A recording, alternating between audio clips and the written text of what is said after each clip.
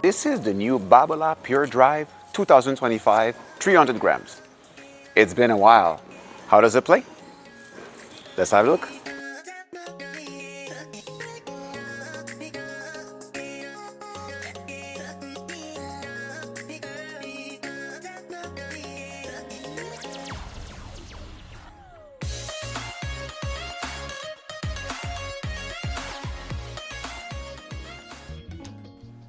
What is going on, guys, and welcome to another video.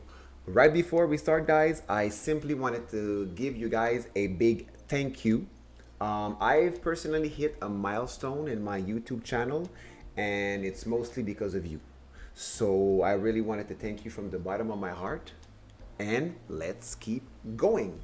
So for this Babolat 2025, basically Babolat updated their NF2 tech, which is a dampening like technology that basically uses a flax fiber in the throat to basically eliminate vibration.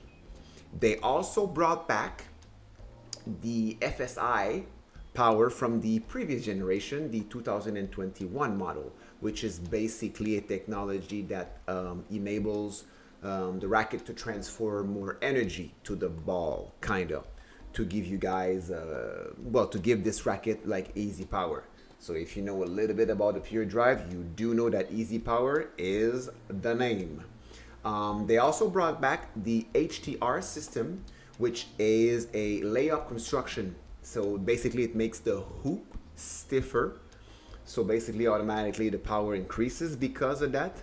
And for me, the stability as well. So it makes the frame less wobble on off center shot. So first of all, on ground stroke for me, this Pure Drive plays truly like a traditional Pure Drive, meaning you get a lot of control, in my case, due to the high stiffness, which is something that the Pure Drives are known for, and also having lots of power, and being an all-around racket. So the new Pure Drive so far, it's not that bad. It's missing a little bit of weight, maybe at the top, because I feel like it's wobbling a bit, but I'll keep hitting some more. Maybe it'll change. So obviously that was just the beginning of my review of this racket, but I do have to say that it actually it got better. So if you were always a fan of the Pure Drive, but you always found it to be too stiff, which is absolutely understandable, I would definitely give this one a try. But it is softer, but it's still a Pure Drive. So I just want you guys to keep that in mind. Yes, the RA stiffness went down, but it is still a Pure Drive at heart. So if we take a look at the specs, guys, as you can see, to me there are two major differences. The swing weight, which is a little bit lower, and the stiffness, which I previously mentioned, which is a little bit softer. The rest, it pretty much remained the same.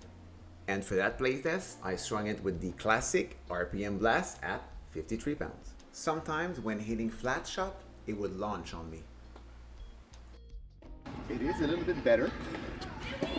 I feel like I got a little bit more control. If you're late, it forgives, kind of. But when you're in front, it's really a treat. So, not bad. Yeah, so obviously the higher stiffness combined with the easy power will do that sometimes. On certain shots, it was wobbling a bit, like especially near the top of the racket. Obviously putting some lead tape there would definitely help, but it's just something that I noticed. But if you hit in front, like consistently, I can't, but maybe you guys can. On this racket, like I just said, it's a treat. Like I said in my previous videos, some rackets do not forgive if you're like not in your strike zone. But for this one, I was actually pleasantly surprised.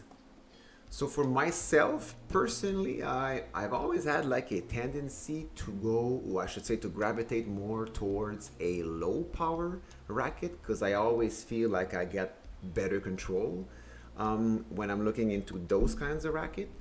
And I always felt like I could generate my own power too. I should say I like generating my own power, and I would adjust slightly with the strings.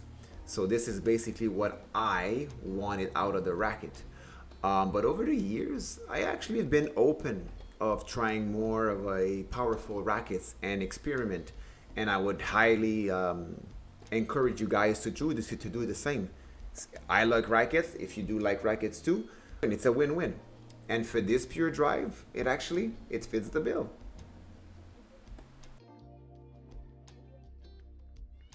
Of the back inside, it's quite stable. It has a tendency to launch if I put like extra weight, I should say, at the end.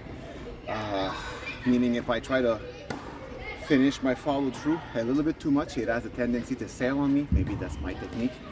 But if I go through, it's fine. Not a bad feeling. Not a bad feeling. Yeah, so as you guys may have seen, the last backhand that I hit was a rocket launcher. I mean, this is what I meant when I said, like, if I do my follow through a bit too much, but it's still a fun racket to hit backhand with. So at the net, it was an okay feeling. Not the best, not the worst. Okay.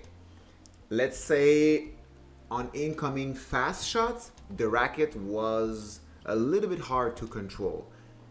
Most likely, I would have put some lead tape in the hoop, like at 12 o'clock. It would definitely help. But punching volleys, finishing volleys that are like floating and you just want to close them, even like touch volleys, were actually pretty good. To me, a stiff racket at the net usually equals to something good. And that racket is no exception. Like I said, not the best, not the worst. But on the other hand, it is very maneuverable. Not too bad at the net. Not too bad. It sails a bit. It wobbles a little bit, but overall, not too bad. If I remember, compared to the previous one, I think I prefer the previous one at the net. But I'll try some more. On serves, the easy acceleration plus being very maneuverable, like I just said, was very nice. I felt like I could access spin quite easily. But does it have spin like a pure aero? Maybe not. But I still felt like I had decent spin with it. Obviously, I don't have a serve like Pecci Pericard, but I had a great feel on first serve. The easy power really helped me with that.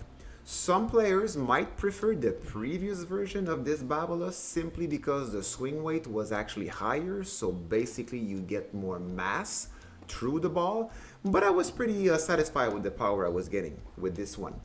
So I would consider this racket for pretty much all level players. Does it excel in one particular department? I would say no, but it's not a knock on this racket. So if you're missing a little bit of power in your game, I would say go for it. So there you have it. Thank you guys so much for watching this video. I hope everything in there was entertaining for you. If it did, feel free to give me a like. Also guys, if you got any questions or comments, feel free to let me know down below. It will be my pleasure answering them. I'm also going to leave this racket down below if that's interesting to you. Until next time guys, and remember, you got this.